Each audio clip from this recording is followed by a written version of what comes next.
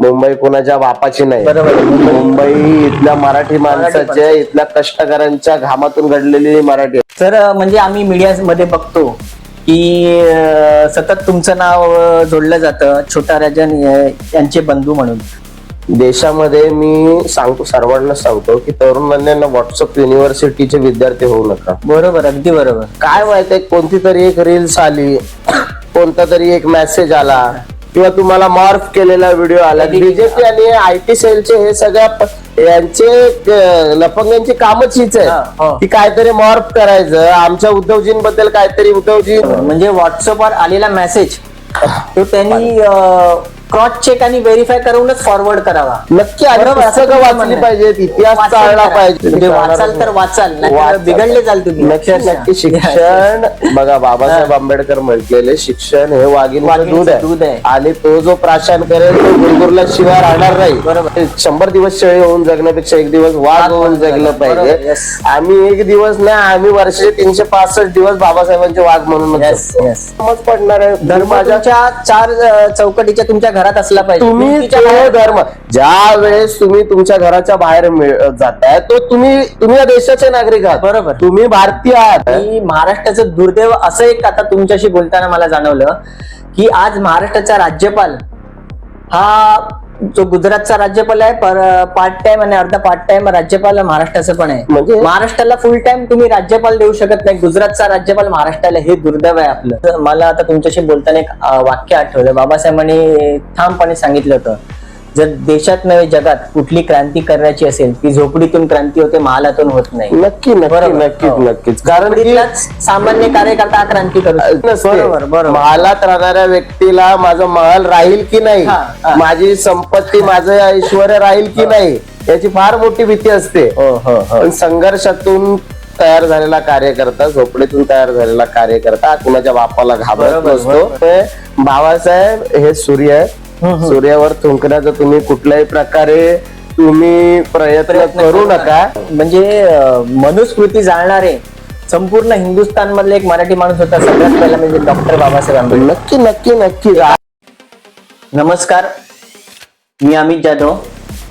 तुमचं पुन्हा एकदा स्वागत आहे अमित जाधव पॉडकास्ट आणि इंटरव्ह्यू आमच्या युट्यूब चॅनेलवर. आज आपण अशा व्यक्तिमत्वाशी बोलणार आहोत, त्यांच्याशी चर्चा करणार आहोत, त्यांचं मार्गदर्शन घेणार आहोत. आज आपल्यासोबत युथ पॅन्थर सामाजिक शिक्षण संस्थेचे अध्यक्ष आशुतोष निकाळजे आहेत. तसेच उत्तर पश्चिम मुंबईतील युवा नेतृत्व आपल्या प्रेक्षकांना, इथल्या युवा पिढीला, तसेच अनेक चळवळीतील कार्यकर्त्यांना ते आपल्याशी मार्गदर्शन करणार आहेत. शोषित वंचित समाजातील गरीब लोकांना ते मार्गदर्शन करणार आहेत. तसेच बाबासाहेबांविषयी आपल्याला त्या गोष्टी सांगणार आहेत की त्यावेळी जर बाबासाहेब आंबेडकर आपल्यासोबत नसते तर संयुक्त महाराष्ट्र आणि महाराष्ट्राला मुंबई ही आपल्याला मिळाली नसती. तर आपण जास्त वेळ न दवडता थेट आशुतोष निकाळजे यांच्याकडे जाऊया आणि आपल्या मुलाखतीला सुरुवात करूया. नमस्कार आशुतोषजी. नमस्कार. जय महाराष्ट्र, जय भीम. तुमचं स्वागत आहे आमच्या युट्यूब चॅनलवर. सर, म्हणजे आम्ही मीडिया मध्ये बघतो की सतत तुमचं नाव जोडलं जातं छोटा राजन यांचे बंधू म्हणून.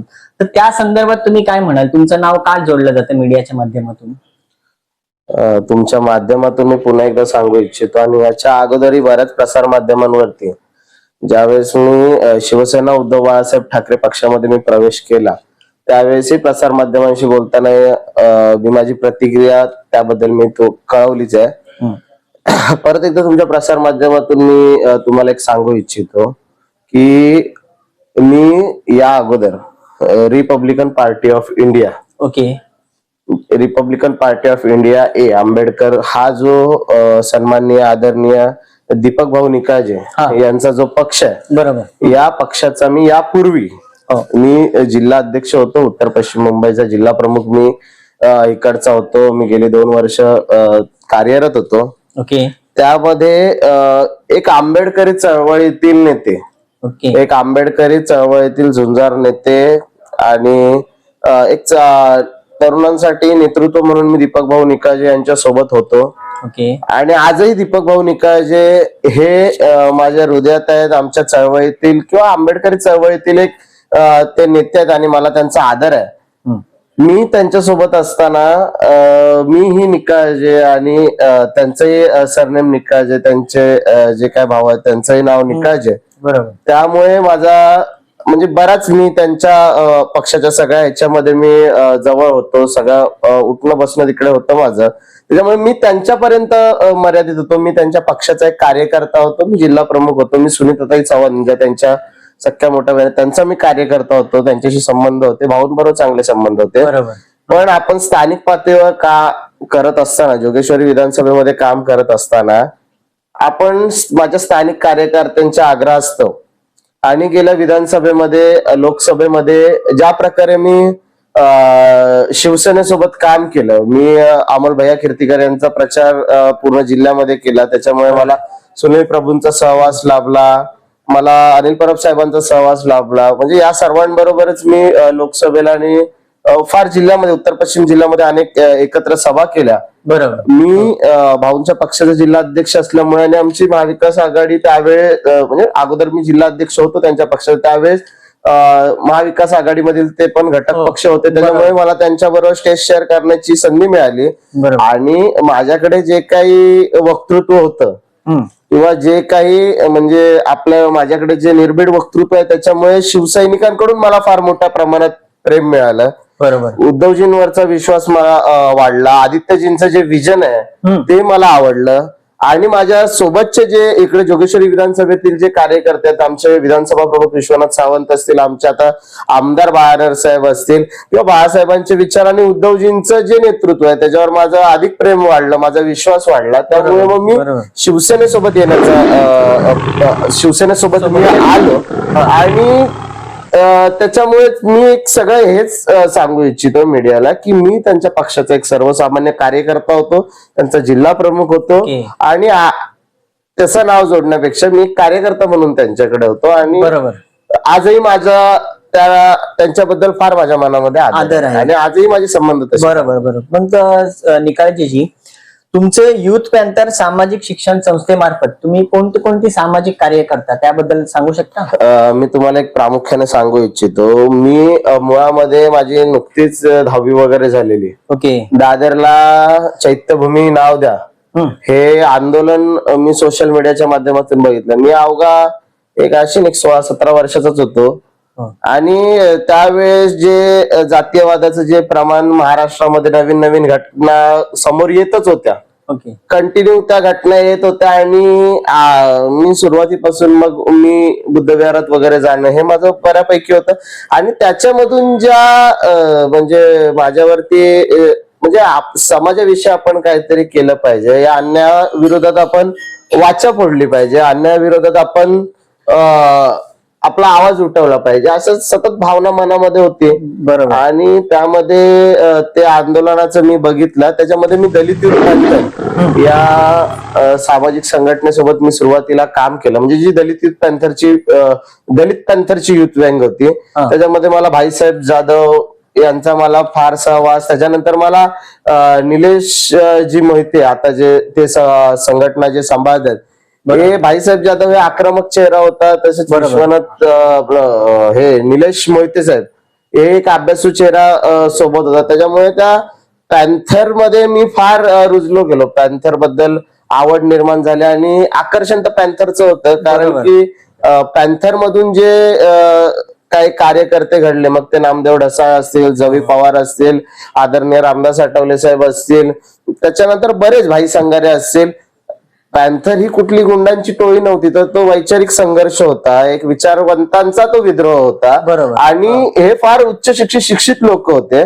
त्याच्यामुळे पॅन्थर बद्दल फार मोठं आकर्षण होतं. आणि ज्या प्रकारे 72च्या दशकामध्ये त्यांनी जो दलितांविषयी होणाऱ्या अन्याय अत्याचारांविरुद्ध जो आवाज उठवलेला आणि जी पॅन्थरने डारकाई फोडलेली ती फार अग्रगण्य. मग त्यानंतर मी दलित युथ पॅन्थरचं नाव, मग मी त्या दादरला चैत्यभूमी नाव करा या आंदोलनामध्ये मग आग्रही सहभागी झालो. मग त्याच्यानंतर मग बरीच आंदोलनं, मग फूड कॉर्पोरेशन ऑफ इंडियासाठी ती भरती झालेली, त्याच्यासाठी आझाद मैदानला आंदोलन असेल, लोकांच्या सामाजिक प्रश्नांवरती मग आंदोलन असेल, अशी बरीच आंदोलनं केली. चंद्रशेखर आझाद आहेत, त्यांना जेव्हा हे केलेलं अडवलेलं महाराष्ट्रात. बरोबर. त्यावेळेस म्हणजे मी बहुजन आणि दलित चळवळीमध्ये संभाजी भिडेची आम्ही सभा उधळून लावलेली. भीमा कोरेगाव मध्ये जो प्रकार घडलेला, त्याच्यानंतर शिवडीमध्ये जी सभा झालेली ती आम्ही उधळून लावलेली. बऱ्याच वेळा आतमध्ये राहिलो चळवळीसाठी, बऱ्याच रात्री जेलमध्ये सुद्धा काढल्या समाजासाठी. बरोबर. आणि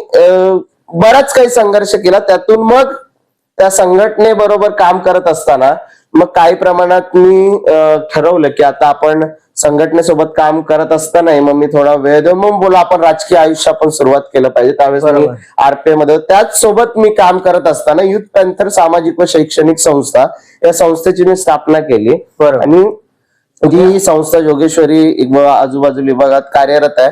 या माध्यमातून आपण अनेक कामं करतोय. आणि 15 ऑगस्ट असेल, 26 जानेवारी असेल, या दिवशी आम्ही मोठ्या प्रमाणात लहान मुलांचे कार्यक्रम असतील, वृक्षारोपणाचे कार्यक्रम असतील. छत्रपती शिवाजी महाराज यांच्या जयंतीचा मी खास करून तुम्हाला उल्लेख करेन की मी जोगेश्वरीमध्ये आम्ही सर्वच आमची टीम म्हणजे आमच्या त्या सोबत असणारे, माझ्यासोबत माझ्या खांद्याला खांदा लावून संस्थेमध्ये काम करणारे शशांक गायकवाड असतील, किरण चौधरी असतील, विशाल गायकवाड असतील, तन्मय निकाळजे असतील, अजून बरेच आमचे अजित भुते वगैरे, माझ्या आम्ही जोगेश्वरीकर स्पोर्ट्स क्लबचे जे माझं मी त्या स्पोर्ट्स क्लबचा अध्यक्ष आमचा गोविंदा पथक आहे, त्याचा संस्थापक आहे मी. ते असेल, फार ताकदीने सगळेजण एकत्र काम करतात. 5 दिवस आम्ही कार्यक्रम करतो. त्यामध्ये मग शिवाजी महाराजांची भव्य पालखी मिरवणूक असते. दुसऱ्या दिवशी महिलांसाठी हळदी कुंकूचा कार्यक्रम असतो. त्याच्यानंतर जे 10वीचे विद्यार्थी गेले 8 वर्ष सलग ही कामं मी करतोय. कोविडमध्ये कोविड योद्ध्यांचा सत्कार असेल. त्याच्यानंतर 10वीचे जेवढे विद्यार्थी मला मराठी मीडियमला वगैरे जे गरजू विद्यार्थी आहेत त्यांना शैक्षणिक वस्तूचं वाटप असेल, नृत्य स्पर्धा असतील, या मोबाईलच्या दगदगीच्या जीवनामध्ये लहान मुलांपासून लांब गेलेले चित्रकला स्पर्धा असेल, निबंध, पूर्ण आठवडाभर एक सप्ताह आम्ही शिवाजी महाराजांच्या कलागुणांना तुम्ही एक वाव नक्की आणि म्हणून संस्थेचं शैक्षणिक व सामाजिक शैक्षणिक संस्था आहे. शिक्षणाच्या बाबतीमध्ये विद्यार्थ्यांसाठी जी मला मदत करता येईल संस्थेच्या माध्यमातून त्यासाठी आम्ही सर्वच आमचे पदाधिकारी तत्पर असतो. बरोबर. भाऊ, तुम्हाला ह्याच अनुषंगाने आपण दुसराच प्रश्न घेतोय. तुम्ही बाबासाहेब हे तुमचे मुख्य प्रेरणास्थान, बरोबर? नक्कीच. तर आज बाबासाहेबांची आंबेडकरी चळवळ ही योग्य दिशेने चालली आहे की नाही त्याबद्दल सांगा. बघा, बाबासाहेब आंबेडकरांची जी चळवळ आहे ती पहिल्यापासूनच उपेक्षित राहिली, बरोबर? म्हणजे आजवरची महाराष्ट्र, पण आजच्या घडीला महाराष्ट्रातलं जे राजकारण आहे त्या महाराष्ट्रातल्या राजकारणाच्या परिस्थितीनुसार जर इथे प्रत्येक पक्षाला जर तारणारी कोणती विचारधारा आहे तर ती म्हणजे आंबेडकरी विचारधारा आहे, बरोबर? कारण की ह्या सर्वच कुठल्याच आंबेडकरी चळवळीतील नेता असेल किंवा एक प्रस्तावित पक्षातील नेता असेल, बाबासाहेब विश्वरत्न परमपूज्य महामानव डॉक्टर बाबासाहेब आंबेडकर या नावापुढे किंवा छत्रपती महाराष्ट्राचा आराध्य दैवत छत्रपती शिवाजी महाराज या नावापुढे जाऊन त्यांना राजकारणच करता येऊ शकत नाही. आणि राहिला चळवळीच्या बाबतीतला प्रश्न, चळवळीतील अनेक नेते, मला सर्वच नेत्यांचा, मी आंबेडकरी चळवळीतील मग ते आमचे आदरणीय प्रकाशजी आंबेडकर असो, रामदासजी आठवले साहेब असो, अजून आमच्या चळवळीतील जे प्रमुख मायावती जे असो, चळवळीतला सर्वच दीपक भाऊ असो, मला सगळ्यांबद्दल आदर आहे. मी त्यांच्यावरतीच म्हणजे आपण काय बोलू शकत नाही कारण की माझी तेवढी कुवतही नाही आहे. ते चळवळीतले ज्येष्ठ नेते आणि आदराने माझ्यासारख्या कार्यकर्त्यासाठी, मी आज समाजात कुठेही काम करत असलो तरी आज माझ्यासाठी ते आजही आदर्श, उद्याही आदर्श राहतील आणि त्यांच्या कार्याचा आम्हाला अभिमान. बरोबर बरोबर. तर भाऊ, आता बऱ्याच राजकीय पक्षांनी आंबेडकरांचा ते सन्मान करतात, पण नंतर आंबेडकरी चळवळीमध्ये असलेल्या लोकांचा ते वापर करतात बरेच राजकीय पक्ष. तसेच कार्यकर्त्यांचे दुर्लक्षित केलं जातं. ह्याबद्दल तुम्हाला काय माहित वाटतं? तुमचं काय मत आहे? मी तुम्हाला एक सांगू, सर्वच राजकीय पक्ष मला सर्वच राजकीय पक्ष आंबेडकरी चळवळीतला कार्यकर्ता हा फार संघर्षातून घडलेला असतो. आज मी असेन किंवा अजूनही जे चळवळीतले कार्यकर्ते आहे हे फार संघर्षातून उभे राहतात, बरोबर?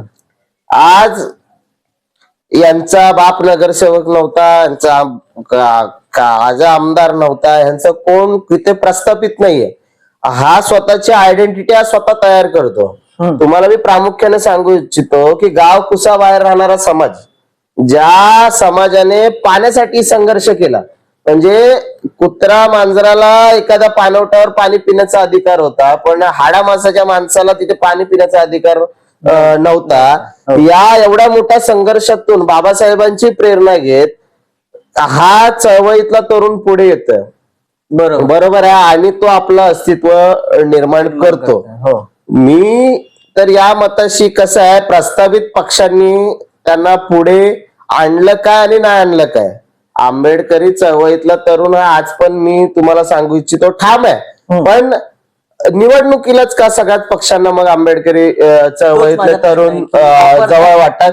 कारण की आंबेडकरी चळवळीतल्या कार्यकर्त्यामध्ये हा निर्भीड आहे. बाबासाहेब आंबेडकरांनी त्यांना वाघ बनवलंय. आज आमचा समाज शिक्षित आहे, उच्च शिक्षित आहे. आज तो एक वेल सेटल समाज आहे. ती परिस्थिती बिघडली आहे. त्याच्यामुळे जो कार्यकर्ता संघर्षातून निर्माण झालाय ना, तो कोणाच्या बापाला पण घाबरत. त्याच्यामुळे काय झालंय, प्रस्थापित नेत्यांचं काय एकमेकांशी लाटल सोट काही ना काही असू शकतं. हा काय कुठला चळवळीतला तरुण काय करोडची संपत्ती मागे घेऊन उभा राहिला समज नाही की त्याच्या मागे ईडी लागेल आणि त्याला शांत बसवलं जाईल. त्याच्यामुळे हा चळवळीतला, मी खरं म्हणजे तुम्हाला सांगतो, आंबेडकरी चळवळीतल्या तरुणाची वाट आहे नाही स्मशान घाटातून जाते. तो तिकडे रडणाऱ्या जळणाऱ्या प्रेतांकडे बघून तिथेच रडत राहिला ना, तर तो तिथेच संपला.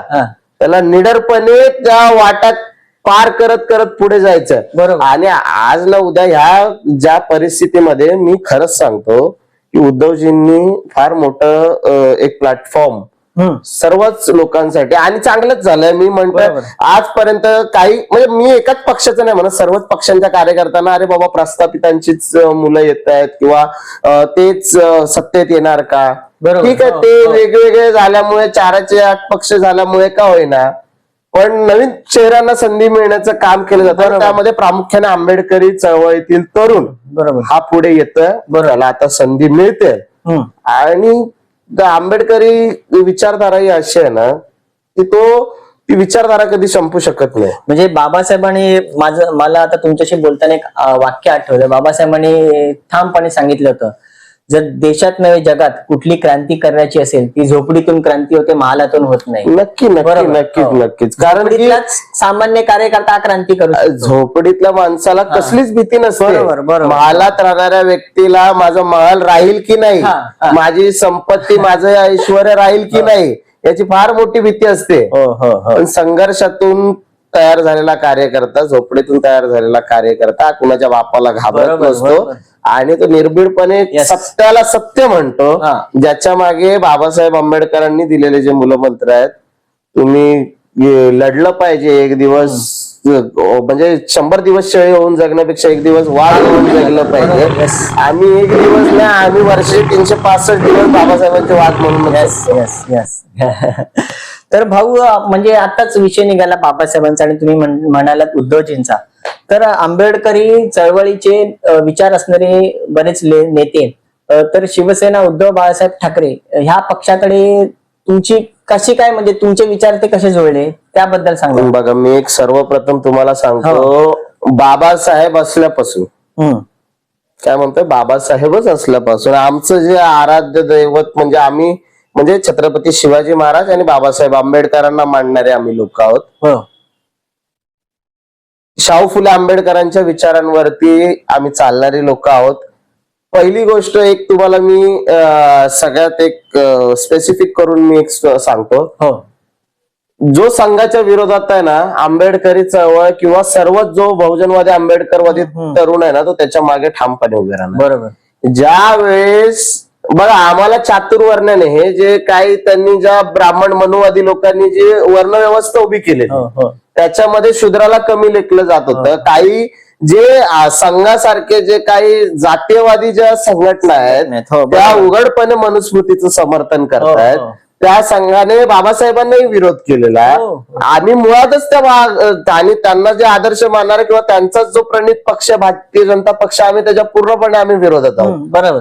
त्याच्यामध्ये जी हिंदुत्वाची व्याख्या मांडली जाते, ह्यांचं हे हिंदुत्व जे बेगडी हिंदुत्व जे भाजपाचं आहे, हे वर्णवादावरती चातुर्वर्णावरती जे आहे, मनुवादाचं जे त्यांचं जे हिंदुत्व आहे त्याच विरोधात जर हिंदुत्व कोणाला मान्य नाही, आम्हाला छत्रपती शिवाजी महाराजांचं हिंदुत्व मान्य आहे. बरोबर. ज्या वेळेस ठामपणे उद्धवजी भर स्टेजवरती आम्हाला सांगतात, आम्हाला प्रबोधनकारांचे विचार मान्य आहेत. अगदी बरोबर. प्रबोधनकारांचे आणि बाबासाहेबांचे संबंध फार जवळचे होते. घरचे संबंध. आगे प्रबोधनकारांच्या घरासमोर तिकडच्या त्यावेळेच्या चातुर्वर्ण्यांनी स्वतःला जे मान समजून मेलेलं गाडव टाकलेलं त्यांच्या घरासमोर घरासमोर शेणफेक शेणफेक केलेली, एवढी परिस्थिती म्हणजे यांनी प्रबोधनकारांना पण सोडलं नाही. त्याच धर्तीवरती जर आज ठामपणे आम्हाला शेंडी जाणव्याचं हिंदुत्व मान्य नाहीये जर उद्धवजी सांगत असतील, तर हा एक चळवळीतला कार्यकर्ता, हा शिवसैनिक आज जीवाचं रान करायला उद्धवजींसाठी आणि शिवसेनेसाठी तयार आहे. कारण की आम्हाला छत्रपती शिवाजी महाराजांचा 18 पगड जातींना घेऊन सोबत घेऊन जाणार हिंदुत्व ठीक आहे ना, आम्हालाही मान्य आहे ना, हिंदवी स्वराज्य व्हावे श्रींची इच्छा होती. आणि जेव्हा छत्रपती शिवाजी महाराजांचं स्वराज्य होतं, त्यांच्या तोफखान्याचा प्रमुख झाला, त्यांचा पहिलं चित्र काढणारा झाला, त्यांचा पोवाडा करणारा झाले, त्यांचे फार जवळचे सहकारी मुस्लिम होते. हे सर्वच समाजातले होते, धनगर समाजातले होते, तुमच्या आत्ताच्या जे बौद्ध आम्ही आहोत या सर्वच समाजातल्या लोकांना घेऊन त्यांनी एक मावळा तयार केला आणि त्या मावळ्याद्वारे हे स्वराज्य निर्माण केलं. आणि त्यांचं स्वराज्य आम्हाला आणि त्यांचं जे हिंदुत्व आहे, त्यांचे विचार असतील, त्यांचे विचार आम्हाला मान्यच आहे ना. पण जे RSS राष्ट्रीय स्वयंसंघ आणि भाजपाचं जे वेगळी हिंदुत्व आहे, देश तोडण्याचं जे हिंदुत्व आहे आणि त्यांची या देशासाठी असणारी जी विघातक वृत्ती आहे, देश तोडण्याची वृत्ती आहे, याच्या आम्ही साफ आणि पूर्णपणे विरोधात आहोत. बरोबर. आणि शेवटपर्यंत राहू. म्हणजे मनुस्मृती जाणणारे संपूर्ण हिंदुस्थान मधले एक मराठी माणूस होता सगळ्यात पहिला, म्हणजे डॉक्टर बाबासाहेब आंबेडकर. नक्की नक्की नक्की माणसाने हिंमत दाखवली की आम्ही नक्कीच. आणि पहिलं कालच आपला 25 तारखेला मनुस्मृती दहन दिन झाला. येस.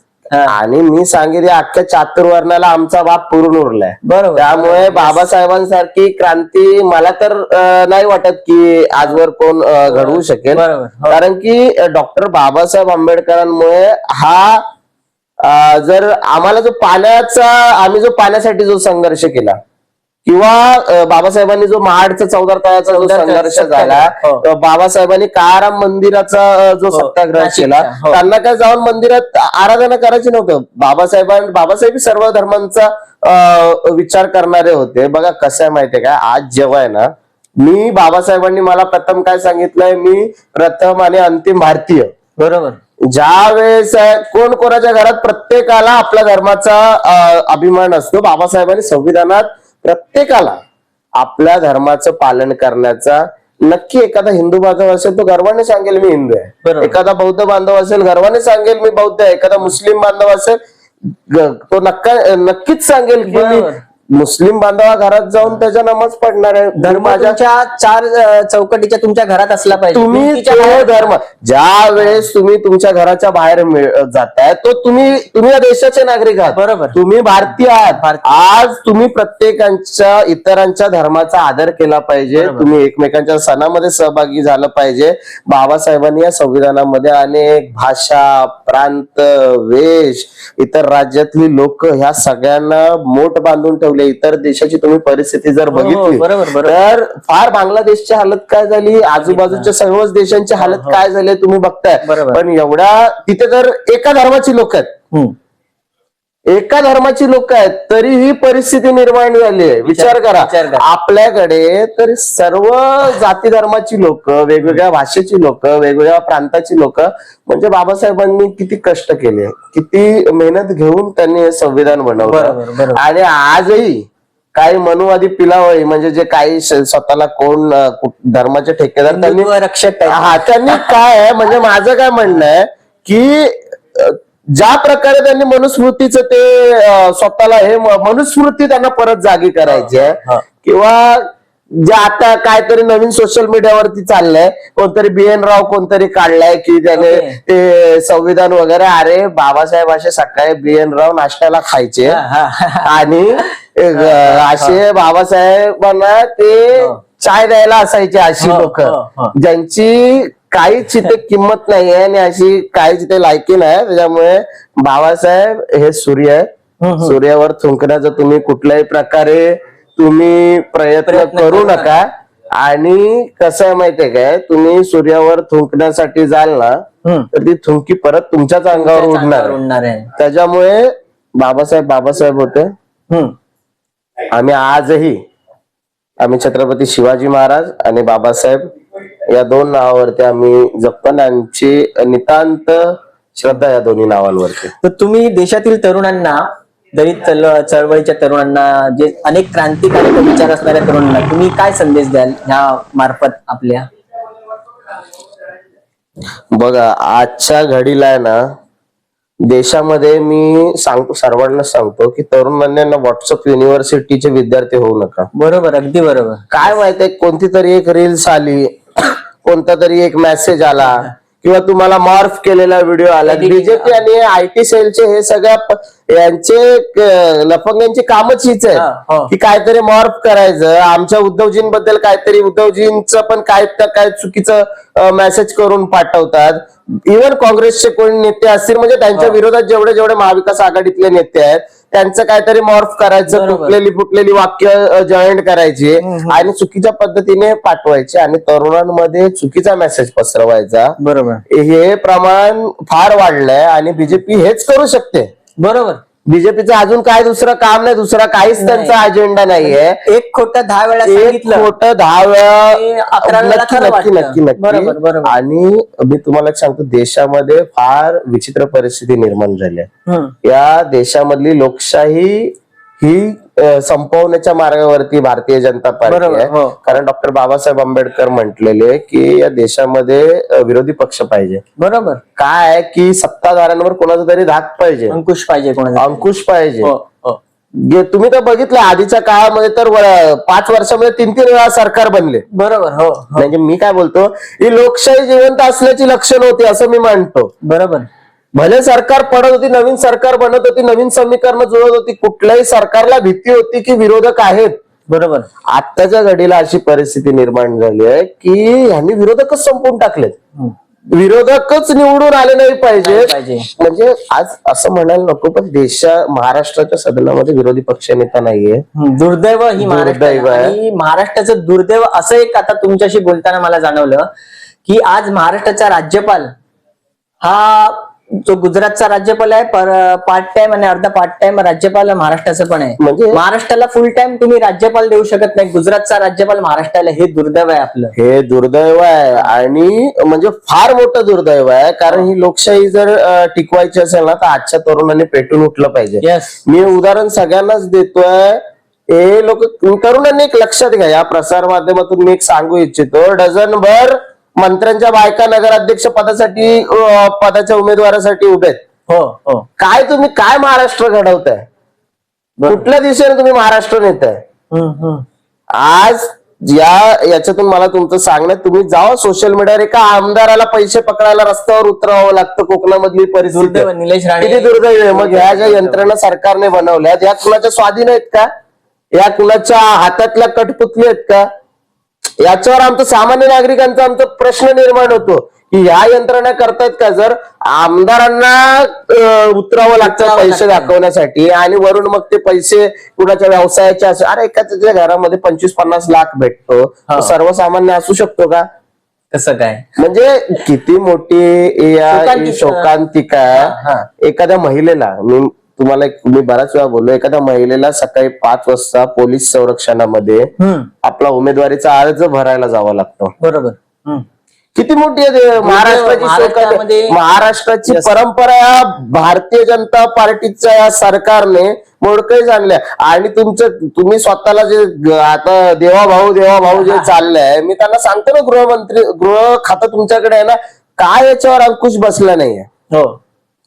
तुम्ही अपयशी ठरलात, हे तुम्ही मान्य केलं पाहिजे. भाऊ, तुम्ही बघाल की लहान मुलांच्या शाळा कॉलेजचे ते इझिली ते काय ते हे नशा करणारे पदार्थ मिळतात, नशा करणारे इझिली मिळतात. का? यांच्या मागे कोणाचा राजश्रय? सरकार यांचं आहे, महाराष्ट्रात सरकार यांचं आहे. काय मग कायद्यांचं, महाराष्ट्राचे जे कायदे म्हणजे याचं काटेकोरपणे पालन का केलं जात नाही? बरोबर. आज देशामध्ये अशी परिस्थिती आहे, 100च्या वरती नगरसेवक निवडणूक होण्या अगोदर ह्यांचे बिनविरोध निवडून आणले. म्हणजे पैसेवालेच किंवा पैशाने धनदांडगा असणारा माणूसच नगरसेवक होणार का? नगराध्यक्ष एका पदासाठी एका मतासाठी शेवटचा भाव 30 ते 35,000 पर्यंत गेला होता. किती मोठी शोकांती. म्हणजे मला बोलायला लाज वाटते आणि काय बोलायचं की वाईट वाटतं. एका पदासाठी आणि एका मतासाठी 35,000 गेलेत भाऊ. हे दुर्दैव. हिंदू हृदय सम्राट बाळासाहेब ठाकरेंनी पानवाल्याला आम्ही वाचण्यात आलं, मी तरी तेवढा वयाने नाही, एका पान टपरीवरच्या व्यक्तीला एवढं मोठं बनवलं, एका मंडई मधल्या व्यक्तीला एवढं मोठं बनवलं. आमचे आमदार स्वतः पेपर विक्रेते होते, आज ते मान्य करतात. त्यांचा स्टॉल होता, तिथून त्यांना आमदार बनवलं. म्हणजे शिवसेनेने सर्वसामान्य लोकांना या सत्तेपर्यंत इथपर्यंत आणलं. आणि शिवसेनेप्रती म्हणजे प्रेम माझं निर्माण होण्याचं हेच आहे की आंबेडकरी चळवळीतला कार्यकर्ताही रस्त्यावरून तयार झाला आणि मराठी माणसाच्या अस्तित्वासाठी, मराठी माणसाच्या स्वाभिमानासाठी ही तयार झालेली शिवसेना संघटना ही रस्त्यावरूनच तयार झालेली आहे. ह्या दोन्ही कार्यकर्ते हे संघर्षातून निर्माण झालेले आहेत, त्याच्यामुळे शिवसेना आपली वाटते. बरोबर. म्हणजे शिवशक्ती आणि भीमाशक्ती जे स्वप्न होतं, नक्कीच नक्कीच नक्कीच शिवसेना आम्ही कार्यकर्ते तयार झालो ते आमच्या न्याय हक्कासाठी, समाजावरती होणाऱ्या अन्याय अत्याचारासाठी, समाजातील जे भेडसावणारे सर्वसामान्यांना जे प्रश्न आहेत त्यांच्यासाठी. आणि शिवसेनेचा अजेंडाही तोच होता ना, त्यांनी सर्वसामान्यांसाठी, मराठी माणसासाठी, इथल्या प्रत्येक उपेक्षितांसाठी, स्थानिक भूमिपुत्रांना न्याय मिळवण्यासाठी शिवसेनेचा जन्म झाला आणि त्यांनी ते करून दाखवलं. आणि शिवसेनेवर मराठी माणूस आणि एक मुंबईकर म्हणून शिवसेनेवर माझं नितांत प्रेम आहे. बरोबर. आणि ते प्रत्येक इथल्या मुंबईकरांना, प्रत्येक तरुणांना असलंच पाहिजे. नक्कीच नक्कीच. आजच्या परिस्थितीमध्ये काँग्रेस सारखे जे पक्ष आहेत त्या पक्षांच्या उमेदवारांना कॉलर पकडून आणलं जातं फॉर्म मागे घेण्यासाठी. दुर्दैव. देशामध्ये किती मोठी ही शोकांतिका आहे. म्हणजे तरुणांनी हे फक्त व्हॉट्सअप युनिव्हर्सिटीचे विद्यार्थी न होता कोणतरी काहीतरी सांगतोय किंवा फुसकी आश्वासनं तुम्हाला फक्त निवडणुकीपुरती देतोय हे न मांडता तुम्ही तुमच्या डोक्याने सतसत विवेक बुद्धीने तुम्ही विचार करून तुम्ही या राजकारणाकडे बघितलं पाहिजे. कारण ह्या तरुणांचं हे जे राजकीय जे आपण सत्तेत बसवतो ना, ह्यांच्यावरच तुमच्या तरुणांचं पुढचं भविष्य अवलंबून असतं. तुमचं जर भविष्य तुम्हाला सुधारायचं असेल, तुम्हाला जर तुमचं काहीतरी नवीन, तुम्हाला तुमच्या आयुष्यामध्ये नवीन महाराष्ट्र, नवीन देश हा घडवायचा असेल, तुम्हाला हा देश एका उंचीवर न्यायचा असेल, महासत्ता बनवायचा असेल, तर आजच्या तरुणांनी फार मोठ्या अपेक्षेने राजकारणामध्ये उतरावं, त्या राजकारणातल्या गोष्टींकडे, घडामोडींकडे बघावं आणि आपली भूमिका योग्य दिशेने ठरवावी. म्हणजे व्हॉट्सअपवर आलेला मेसेज तो त्यांनी क्रॉस चेक आणि व्हेरीफाय करूनच फॉरवर्ड करावा. नक्की. आणि पुस्तकं वाचली पाहिजेत, इतिहास चालला पाहिजे, वाचन युवकांनी वाढवलं पाहिजे. बघा आज मीही काय एकदम म्हणजे माझंही काय वय एवढं नाही किंवा मीही याच्यातला नाही, पण जोपर्यंत काय आहे की तुम्ही वाचत नाही ना तोपर्यंत तुम्हाला खरी वस्तुस्थिती वाचाल तर वाचाल, बिघडले जाल तुम्ही. नक्की. शिक्षण बघा, बाबासाहेब आंबेडकर म्हटलेले शिक्षण हे वाघिणीचं दूध आहे आणि तो जो प्राशन करेल तो गुरगुरल्या शिवाय राहणार नाही. बरोबर. जोपर्यंत तुम्हाला तुमचे हक्क, तुमचे जे काही मूलभूत हक्क आहेत जोपर्यंत तुम्हाला कळत नाही तोपर्यंत तुम्ही लढूच शकत नाही. बरोबर. त्याच्यामुळे तुम्ही वाचा आणि योग्य वाचा. काहीतरी वाचायचं म्हणून वाचू नका. जो समाज आहे ना, जो समाज आपला इतिहास विसरतो ना, तो समाज कधीच इतिहास घडवू शकत नाही. त्यामुळे आपला इतिहास तुम्ही वाचला पाहिजे. तर भाऊ, आता आपण शेवटचा प्रश्न घेतो आणि आपण आता एंडिंगला जाऊया. हा मुलाखत आपण एंड करूया. की शेवटचा प्रश्न असा होता की प्रबोधनकार ठाकरे आणि बाबासाहेब आंबेडकर यांचे घरचे संबंध कसे होते आणि संयुक्त महाराष्ट्राचं त्यावेळी योगदान झालं, त्यावेळी बाबासाहेबांनी काय महत्वाची भूमिका घेतली, त्यामुळे आज मुंबई आपल्या महाराष्ट्राला मिळाली, त्याबद्दल थोडक्यात सांगा भाऊ. प्रबोधनकारांचे विचार हे देवाचा धर्म, धर्माची देव आहे किंवा ज्या प्रकारे प्रबोधनकारांनी त्यांचं हिंदुत्व मानलं, खरा ब्राह्मण त्यांचे पुस्तक गाजलेले, बरीच पुस्तकं ही प्रबोधनकारांची आहेत. आणि कसं आहे की बाबासाहेबांचे विचार, ते प्रबोधनकारांचे विचार हे फार जुळते होते. त्यांनी दादरमध्ये एक नवरात्रोत्सव ही त्यावेळेस सुरू केला. त्यांनी एकत्र येऊन ते केला होता. वाचला असेल, हो, वाचलं तुमच्या असेल. ते ऐकण्यात आलं असेल. हो. ज्यावेळेस तिथे त्या ह्यांना जेव्हा ते एका विशिष्ट समाजाला तिथपर्यंत येऊ दिलं हो, जात हो, हो, हो. नव्हतं, त्यावेळेस त्यांनी ठरवलं की आम्हीच हे सुरू करतो. मग तिथल्या मग ज्या त्यावेळेसच्या यांनी नाही मग तुम्ही आलं पाहिजे. बरेच प्रबोधनकारांचे आणि बाबासाहेबांचे किस्से आहेत. बरोबर. आणि महाराष्ट्र ही मुंबई महाराष्ट्रात राहावी ही त्यावेळेस संयुक्त महाराष्ट्राची जी चळवळ जी तुम्ही आता त्याचा उल्लेख करताय, बरोबर. त्याच्यामध्ये प्रबोधनकारांचं नाव असेल, आचार्य केशव अत्रेंचं नाव असेल, अमर शेखांचं नाव असेल, इथल्या म्हणजे कामगार चळवळीसाठी इथल्या शोषित वंचित पीडितांचा एक आवाज बनलेला, त्या कथां म्हणजे त्या शोषित पीडितांच्या व्यथा आणि त्या व्यथांच्या कथा जगाच्या वेशीवर मांडणारे त्यांच्या काव्यातून लोकशाहीर साहित्यरत्न अण्णाभाऊ साठे असतील, या आणि बरेच या म्हणजे मुंबईसाठी झटणारे 105 हुतात्म्यांनी, म्हणजे अधिकच होता, अधिकच होता. 105 106 देऊन टाकलं. नक्कीच म्हणजे त्यांचं योगदान असेल हे भरीव योगदान आहे. त्यावेळेस डॉक्टर बाबासाहेब आंबेडकरांचं शेड्यूल कास्ट फेडरेशन हा पक्ष होता. बाबासाहेबांनी त्यांच्या शेवटी रिपब्लिकन पक्ष एक असा व्हावा अशी त्यांनी एक इच्छा व्यक्त केली. मग त्यांच्या ते सहकार्यांनी नंतर तो पक्ष त्यांच्या निधनानंतर त्यांनी तो स्थापन, त्यावेळेसचा जो शेड्यूल कास्ट फेडरेशन होता आणि इकडची महाराष्ट्र एकीकरण जी त्यावेळेस समिती जी होती, त्यांनी बाबासाहेबांकडे त्यांचं हे म्हटलं की बाबासाहेब तुमच्या अनुयायांनी ह्या चळवळीमध्ये उतरलं पाहिजे किंवा तुम्ही याला पाठिंबा दिला पाहिजे. त्यावेळेस बाबासाहेब हे विद्वत्तेचे धनी होते.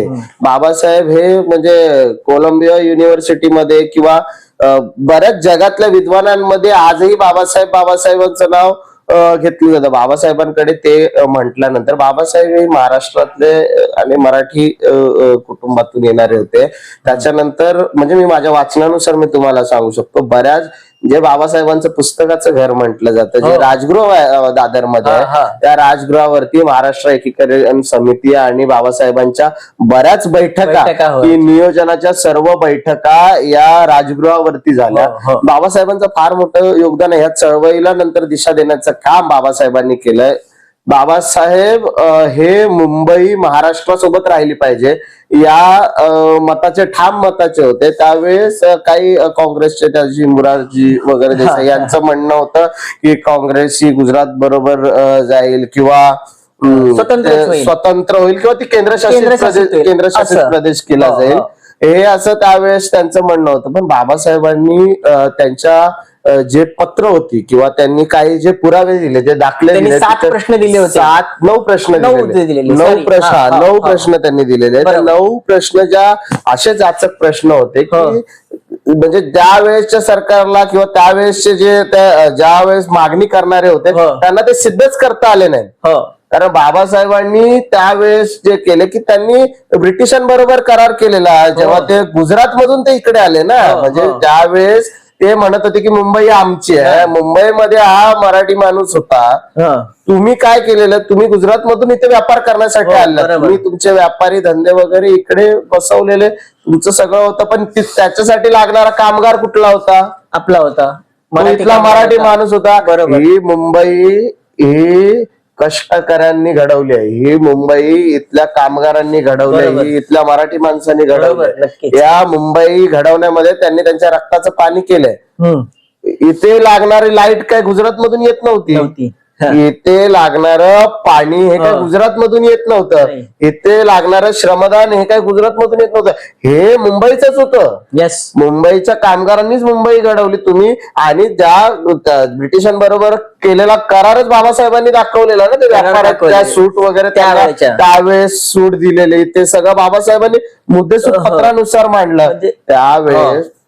म्हणजे छत्रपती शिवाजी महाराजांच्या कालीन त्या काळचे पण पुरावे बाबासाहेबांनी दिलेले विथ प्रूफ एव्हिडन्स व्यवहार झालेले. नक्कीच. आणि बाबासाहेबांच्या विद्वत्तेसमोरच यांनी सगळ्यांनी शरण जे आले, जे समोर मागणी करत होते, आणि त्याच्यामध्ये मराठी माणसाचं आणि त्यावेळेसचे सर्वच जे हुतात्मे पत्करलेले जी काही लोक होती, बरोबर, आणि सर्वांच फार मोठं योगदान आहे. आणि बाबासाहेबांनी त्या चळवळीला दिशा दाखवली. बरोबर. आणि शिवसेनेचा जन्मही मी म्हणेन की त्याच पार्श्वभूमीवर, त्या पार्श्वभूमीवरच झाला. ज्यावेळेस मोरारजी देसाई जेव्हा आले, जेव्हा येणार होते, त्यावेळेस तिकडच्या काही कार्यकर्त्यांनी, मराठी लोकांनी आणि शिवसेनेच्या काही पदाधिकाऱ्यांना निवेदन देण्याचं ठरवलं, आणि त्यांना कळलं तसे ते तिथे थांबलेले. पण अक्षरशः त्या मोरारजी देसाईंची गाडी ते पुढे पुढे आली, ती गाडी भरधाव वेगाने आली, गाडी थांबत नव्हती. शिवसैनिक अक्षरशः ते झोपले, म्हणजे गाडी समोर 60 शिवसैनिकांनी नक्की ते झोपले पुढे गाडी समोर, पण ती गाडी त्यांना पूर्णपणे चिरडून गेली. त्यावेळेस बाळासाहेबांनी एका शिवसैनिकांना विचारलं, मी बऱ्याच यातून, की बाबा काय आता तू शिवसेनेसोबत राहणार का? तर त्यावेळेस तो व्यक्ती म्हटलेला की साहेब, शेवटच्या श्वासापर्यंत, जोपर्यंत जीवात जीव आहे तोपर्यंत मी शिवसेनेसोबतच राहणार, आणि जगलो तर अजून लढणार. असे शिवसैनिक आत्ताच्या महानगरपालिकेत आपल्याला दिसले पाहिजे. आणि असेच सर्व मराठी माणसांनी, आणि मराठी म्हणजे आमची, बघा, मी म्हणजे माझ्या मते तरी, आणि मी आतापर्यंत मला जी शिवसेना कळते, आमचे इथे मी आता माझ्या विधानसभेतलं हे म्हणतो, आमचे कैलाशनाथ पाठक उपविभाग प्रमुख आहेत, चांगली मराठी बोलतात. आमचे एवढ्या वर्ष ते शिवसैनिक आहेत. आज आमचे मनसुखलाल चौहान, आमचे जे मित्र आहेत, राजस्थानी समाजाचे आहेत. फार वर्षापूर्वी मासाहेबांनी त्यांच्या दुकानाचं ओपनिंग केलं. म्हणजे आज ते आमचे कट्टर शिवसैनिक आहेत. आजही या परिस्थितीमध्ये ते आमचे शिवसैनिक आहेत. अशी बरीच उदाहरणं आहेत देण्यासाठी. आमचे तिकडे ते धर्मेश भाई आहेत. बरोबर आहे. आज मी ज्या शिवसैनिकांसोबत काम करतो ना, इथे महाराष्ट्रात राहणारा, मराठीवर प्रेम करणारा, मराठी बोलणारा, पहिल्यापासून शिवसेनेसोबत, आमच्यासाठी ते मराठीच आहेत ना. आमचं कुठल्या द्वेषाचं राजकारण, पण जर महाराष्ट्रात येऊन तुम्ही मराठीला विरोध करत असाल, मराठी अस्मितेला, मराठी भाषेला तुम्ही विरोध करणार असाल, तर मग तुम्हाला ती ठाकरे स्टाईल तर तुम्हाला माहिती असेल, आणि त्याचा परिचय फार लोकांना आलेलाच आहे. आणि आपले दोन बंधू एकत्रच आलेले आहेत, उद्धव साहेब आणि राज साहेब. की महाराष्ट्राला, अवघ्या महाराष्ट्राला याचा आनंद आहे. मराठी माणसाला, आम्हाला सर्वांनाच याचा आनंद आहे.